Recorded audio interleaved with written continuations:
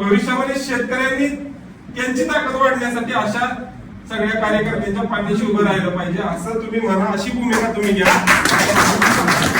कारण कसं होतंय, फक्त संघटनेकडनं लढण्याची अपेक्षा आपण करतोय अजितराव. त्यामुळं राजकीय महत्वाकांक्षा वगैरे सगळ्या गोष्टी नंतरच्या बघता येतील काय असेल ती. पण आता तरी निदान आंदोलनासाठी आपण एकत्र येऊया. आता तरी निदान जे काय भाव आहे तो पदरात पाडून घेऊया. तानाजीराव देशमुखांचा उल्लेख केला, वेळात मराठी विरुद्ध उडवले साधं. इतिहासाचा असा वारसा, जाज्वल्य वारसा असणारी ही माणसं आहे की ज्या माणसांना विकत घ्यायचा प्रयत्न कितीतरी वेळा झाला, परंतु या माणसाने स्वतःचा स्वाभिमान विकला नाही. खरं तर आज ही स्प्लेंडरवर फिरणारी ही माणसं बघितलं की माझा प्रश्न मलाच पडतो की काय या माणसाने एवढा दिवस आपला स्वाभिमान विकला नसेल का बरं. एखाद्या मोठ्या पक्षाच्या एखाद्या ऑफरला हे बळी पडले नसतील. त्यावेळेस मात्र मनामध्ये विचार येतो की खऱ्या अर्थानं जातीवंत शेतकऱ्याची अवलाद जर काय असते ते बघायचे असेल तर मात्र आवर्जून मला सांगायला अभिमान वाटेल की स्वाभिमानी शेतकरी संघटनेचे हे लढणारे मावळे बघितलं तर कळते की जातीवंत शेतकरी काय असते. अजितदादा मागेश म्हणले की तुमच्या खात्यावर किती बॅलन्स आहे हे बघायला कोणी येत नाही. पण आज सूर्यकांत जाधव एक सर्वसामान्य शेतकऱ्याचा पोरगा आज महाराष्ट्रभर मला ओळख मिळाली, ती मिळाली केवळ राजू शेट्टी साहेबांच्या या स्वाभिमानी शेतकरी संघटनेत. म्हणजे शेतकरी कुटुंबातल्या एखाद्या मुलाला एक नेता घडवायचं सामर्थ्य या संघटनेमध्ये आहे. हा जो काही महाराष्ट्र घडलेला आहे, हा जो काही देश घडलेला आहे, तो लढवय्या माणसांनी घडवलेला आहे. बरी भाकरी त्यावर एक कांदा असे अन्य काहीशी दोरीस बांधा, प्रयत्न जयांनी तया मुक्त केला, हा कुठे तो महाराष्ट्र गेला. त्या काळात काही कुठले पक्ष बघून लढले नाहीत, छत्रपतींनी कुठल्या पक्षाचं निशाण घेऊन लढले नाहीत. सर्वसामान्य जनतेसाठी स्वराज्याची भूमिका घेऊन ते लढले. ज्याच्या विरोधात अन्याय झालाय त्याच्या विरोधात बंड करून ते लढले. आता मात्र येणारा संघर्ष हा आपल्या तालुक्यामध्ये 4-5 कारखाने झालेले आहेत. आता जो काय येणारा संघर्ष असणार आहे तो प्रस्थापितांच्या विरोधात आपल्या सगळ्यांना उभं राहावं लागणार आहे. कलेक्टरच्या सभेमध्ये तीच झालं. पुन्हा सांगायला लागले की अजून मॅनेजमेंटची बैठक झाली नाही, ती बैठक झाल्यानंतर आम्ही दर ठरवू. मग मला सांगा, माल आपण पिकवायचा 18 महिने. आता ऊस कसा पिकवता हे तुम्हाला मी सांगायची गरज नाही, कारण आताच तुमच्यातलेच सर आहेत 110 टन वगैरे काढणारे, म्हणजे त्यातली बाप माणसं तुम्ही सगळे आहे. या तालुक्याला ऊस कसा पिकवायचा हे सांगणार आंबोडे गाव. त्यामुळं ऊसाच्या बाबतीत तुम्हाला काय सांगावं असं नाही, फक्त माझी विनंती एवढीच आहे संघटनेच्या माध्यमातून. आम्ही लढतोय म्हणजे काय, फक्त वाढलेला दर अजितदादा आमच्या ऊसापुरता वाढला नाही.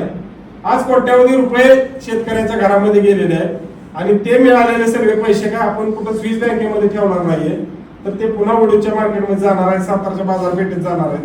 त्यामुळे एकंदरीत अर्थव्यवस्था ही चांगल्या पद्धतीने सुदृढ होणार आहे. आणि म्हणून आपल्या सगळ्यांना आम्ही विनंती करायला आलोय की हा सत्कार, ही शाल, हे नारळ श्रीफळ आम्हाला दिलेलं हे एक प्रतिकात्मक आहे.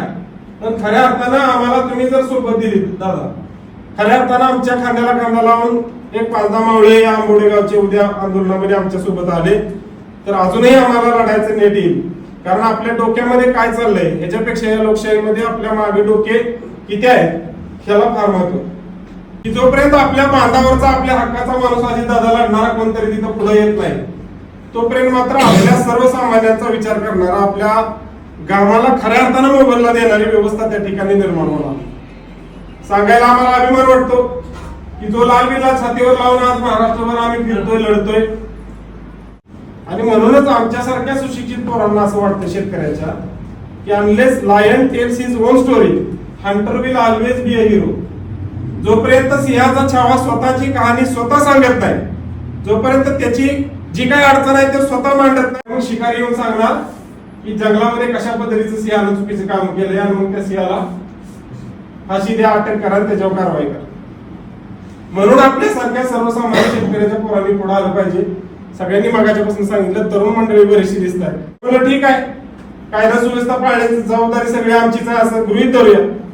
कारण पुन्हा एकदा म्हणजे सरकारचं गडे असल्यासारखी व्यवस्था इथं वागत होती. पोलीस अधिकारी आमच्या अंगावर लाट्या काट्या घेऊन येत होते. पण आमच्या मागे शेतकऱ्यांची ताकद मोठ्या प्रमाणावर असल्यामुळे तिथं काय तेवढं त्यांनी डेअरिंग केलं नाही की बाबा लगेच त्यांना अटक करावी. काय पिंजरे सगळे तापास 5-50 पोलीस, सगळे 2 PSI, 1 PI, DYSP सगळे यंत्रणा त्या ठिकाणी होती. By showing me injustice he taught me to do justice असं म्हणलंय. त्या एका कवितेने या देशामध्ये क्रांती केली होती. इंदिरा गांधींनी सांगितलं India is Indira, Indira is India. म्हणजे मी म्हणत ते या देशामध्ये होऊ शकतं. संविधान बदलायला इंदिरा गांधी निघाल्या होत्या, 42वी घटना दुरुस्ती केली, कुणालाही मानत नव्हत्या, सुप्रीम कोर्टाच्या न्यायाधीशाला सुद्धा धुडकावत होत्या. त्या इंदिरा गांधींना तुमच्यासारख्या माझ्यासारख्या एका सर्वसामान्य माणसानं या गादीवरनं खाली घेतलं. त्यानं 2 वळीची कविता लिहिली. आज साहित्यिक आपल्यात बसलेत सर. दो राहा समय के रथ का घर घर नाद सुनो, सिंहासन खाली करो की जनता आती. आणि त्यावेळेस या देशामध्ये जनता पक्षाचं सरकार झालं. आणि मग मला सांगा की सर्वसामान्य माणसाच्या मतामध्ये किती ताकद आहे. आज आपण म्हणतो आम्ही या पक्षाचं, आम्ही त्या पक्षाचं. कोण म्हणतंय का आमच्या बापावर अन्याय झाला या कारखानदारांनी केला म्हणून त्याच्या गजुरीला धरायला कोण पुढे येते. ही सगळी बसणारी लाल बिल्लेदारी पुढे येतात. आणि हे काही चकचकीत फॉर्च्युनर गाड्यामध्ये फिरणारे कोणी कार्यकर्ते नाही.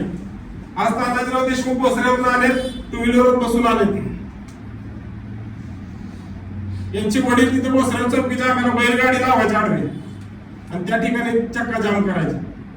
सुभाषराव जाधव यांचं नाव. म्हणजे ही कार्यकर्ते जे लढणारे आहेत, हे लढण्याचा डीएनए त्यांच्यामध्ये पिढ्यानपिढ्याचा आहे. आमचं फक्त विनंती एवढीच आहे, कुठल्या संघटना आल्या, किती आल्या, कोण फुटलं, कोण कुठे गेलं, ह्याचं आपल्याला काही घेणं देणं नाही. आपला विषय काय आहे, आपल्या कष्टाला, आपल्या कामाला आपण जे काही कमवतोय त्या सगळ्या याला जस्टिस मिळाला पाहिजे. Justice delayed is justice denied. हंगाम संपला, 25-25 दिवस कारखान्यांनी गाळप केलं तरी तुम्हाला फुरसत बनली नाही मीटिंग घ्यायची. तुम्ही कशाला वाता करताय. कारखानदार म्हणताय कलेक्टर आला होता का उसाला पाणी पाजाय. ही भूमिका घ्यायला, हे विचारायला त्यांच्या पुढे कोणीतरी गेलं पाहिजे. आणि कोणतरी शिवाजी दुसऱ्याच्या घरात जन्मावा ही भूमिका घेऊन जाणं चुकीचं आहे. माझ्या बापाच्या कामासाठी, माझ्या स्वतःच्या कष्टासाठी, माझ्या कुटुंबासाठी मला लढायला पुढे आलं पाहिजे. ही भूमिका जोपर्यंत घेऊन आपण पुढे येत नाही तोपर्यंत आपलं गाव किती मोठं आहे आणि आपल्यात किती मोठे पुढारी आहेत. कारण हे जो काही जिल्हा आहे, या जिल्ह्यानं या देशाला दिशा दिलेली आहे. सूर्य कुणाच्या साम्राज्यावर कधी न मावळला, तो मावळला या मातीवर गर्व गळून सगळा. याच वडूच्या कार्यालयावर हुतात्मा परशुराम गारगेंच्या नेतृत्वाखाली मोर्चा निघाला. त्यावेळेस त्यांना सांगितलं इंग्रजांना की आम्हाला छातीवर गोळ्या झाला, परंतु आमच्या या देशामधून, या मातीमधून तुम्ही कायमचा हद्दपार व्हा.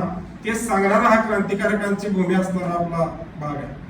त्यामुळे आपण आजपर्यंत कुणाच्या झुंडशाहीला घाबरलो नाही. इथून पुढेही आपल्याला ती झुंडशाही मान्य आहे असं म्हणायचं नाही. आणि म्हणून आपल्याला हर जोर जुल्म की टक्कर में संघर्ष मारणार आहे. म्हणून सगळ्यांनी मिळून पुन्हा अजितराव, आता वाढलेला हा दर कदाचित limited group of committed individual can bring enormous change. म्हणजे ठराविक मावळ्यांनी, मुठभर मावळ्यांनी क्रांती केली. सभापतींनी सांगितले बाबा ही लय चिवट आहे, 10 लाखाला 10 भारे आहेत असं जरी म्हणलं असलं तरी पण आमच्या सोबत सुद्धा लढायला तुम्ही सगळे जर आला तर अजूनही आमच्या लढण्याची प्रेरणा किंवा आपल्या सगळ्यांचं लढण्याचं बळ वाढणार आहे. आज पंडित मिस्त्री गॅरेज आहे वडूजमध्ये, त्यांच्या दुकानावर जप्ती आलेली हटवण्यासाठी आम्ही गेलो. त्यावेळेस कळलं की अशा अनेक समस्या तालुक्यामध्ये आहेत की व्याजाच्या पोटी मुद्दल भरून 44 लाख रुपये व्याज घेतलं, त्यातलं 40 लाख भरलं तरी आउटस्टँडिंग अमाऊंट 40 लाखच दाखवते. कसा तो शेतकरी जगणार आहे, कसा तो व्यावसायिक उभारी घेणार आहे. हे जेव्हा प्रश्न बघत गेलो त्यावेळेस कळलं की खऱ्या अर्थानं घोर अंधकार या तालुक्यामध्ये आहे आणि तो संपवायचा असेल तर फक्त समाजकारण करून भागणार नाही. एवढीच अपेक्षा या ठिकाणी व्यक्त करतो आणि थांबतो.